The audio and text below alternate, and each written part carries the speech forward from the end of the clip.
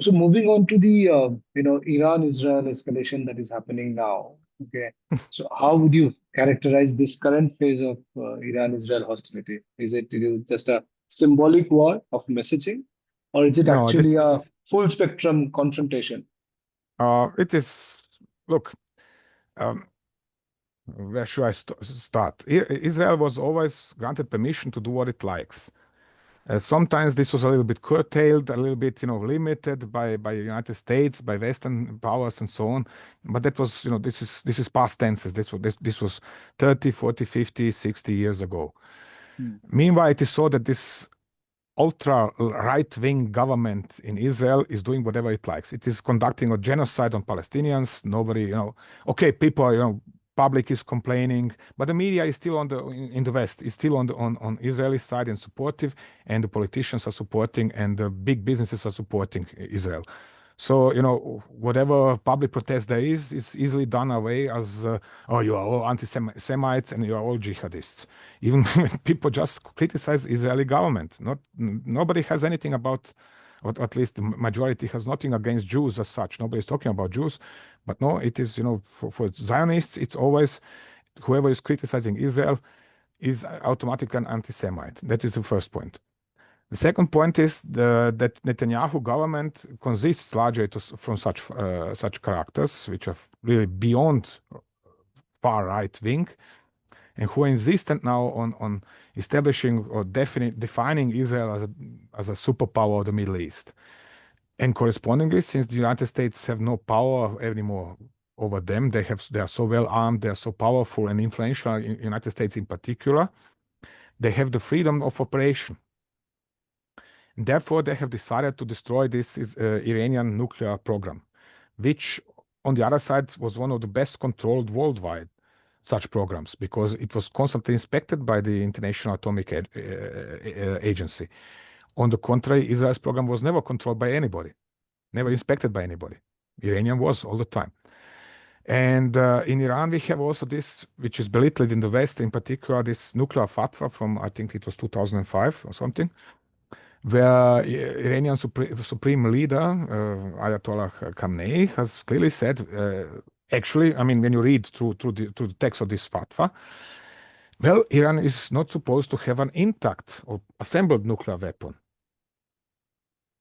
Okay, so what they are doing is actually the following. Back in the 1990s and early 2000s, Iranians have obtained several nuclear weapons from abroad, from former Soviet Union, from this area. So, but nuclear weapons have a, so to say, a shelf life or something like 10 years. After that, you have to replace specific parts of them. And so what they are doing the last 10, 20 years is to actually obtain the capability to manufacture all of these parts, to replace them, to replace those parts which are out of shelf life in their old weaponry, or to manufacture their own new weaponry. On the other hand, they don't have assembled weapons as such. So this is why Israel was still free to strike in this fashion. And even if, why would Iran, whose clergy is calling for liberation of Jerusalem for 30, 40 years, meanwhile go nuking some neighborhood of Jerusalem de facto, which is Tel Aviv, for example, because they are that close to each other. So if you drop a nuclear weapon on Tel Aviv, you have that is certainly going to have impacts upon Jerusalem. So what they have done instead then is, or while developing this nuclear industry, was to also develop their capability to manufacture ever more sophisticated ballistic missiles in order to strike upon Israel, and ever more sophisticated air defense systems, primarily in cooperation with China. So much of this weaponry you see nowadays in Pakistan, for example, was developed on requirements of the Iranian armed forces, because the Iranian armed forces have their own combat experiences from uh, facing Israel, whether in Lebanon or in Syria or wherever else. And therefore, they have told the Chinese, listen, we need a weapon system which should be able to do this, and this, and this. This is our requirements. Please develop something on that kind. So the Chinese then bring this to the Ford Institute, which is one of the leading institutions in China for development of radar systems of modern advanced weaponry. And they develop corresponding weapon. And not only the weapon itself, but also the manufacturing technology, tools, machinery, and so on and so on. And then they deliver all the technical and material specifications to Iran, even send their managers to organize the production in Iran, and then put the factories together, and Iranians start manufacturing their own weaponry, which is actually designed in China Okay. on Iranian Okay. requirements. This is how it works. And I said Iran has an entirely different situation than, for example, Pakistan, because it is facing a much more sophisticated opponent, Yeah. which is Israel, and was therefore forced to develop much more sophisticated weaponry. And in certain regards, Iranian ballistic missiles are more sophisticated than Indian as well. Iranian air defense systems are more sophisticated than Indian as well. Specific of them, not all of them. And Iran has also a very good integrated air defense system developed on its own because it has a very good IT sector. So it has an excellent integrated air defense system. But we have seen now that Israel has found a way to disable this system as well and to hit selected installations. On the other hand, of course, we have Israel, which is, well, one cannot deny this is a top, in regards of the further development of military technologies and sciences. So you have the most modern air defense systems deployed in Israel, and it's always supported by the United States with even more powerful weapon Yeah. systems. So it So is the a different Iron situation. Dome, the David Sling, the arrows, the Although arrow those are missile. Yeah. even arrow 2 and 3, particularly Yeah. 3, yes.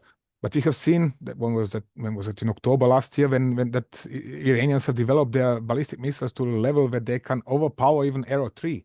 And not only Okay. arrow 3, but even the SM-3 or 6 or whatever the US Navy has deployed to bolster the protection of Israel. So and still, that's nevertheless, despite the deployment of such hyper advanced systems, Iranians have fired so many ballistic missiles upon Israel, and each of these came in with carrying 3 warheads, separable warheads, that the sheer mass of them has overpowered the Israeli system, and you had Tel Nov was hit by something like 30 different warheads. Uh, what was the other base? Nevatim was hit by something like 40 different warheads, and so on and so on. Israelis are hiding this, Americans are hiding this, the entire Western media is not showing the results, Okay. so we don't know precisely what has been hit, damaged, or whatever. But the fact is, from the videos we have seen, from reports from the Israeli armed forces, not really official reports, this is more or less private channels, we hear a different story. They have been hit, it hurt them, and they were planning this response ever since.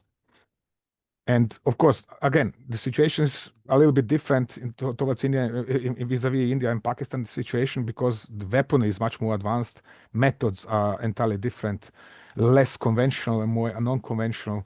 You have always this paramilitary character of the Islamic Revolutionary Guards in Iran, and you have always this mad dog doctrine in Israel, which is, if you hit us, we hit you 10 times more, 100 times more, and if you cause us two casualties, we are going to cause you 200 and such things. That is a different, sozusagen, sorry, starting Yeah. to speak German with you. That is a fundamental difference in this regards.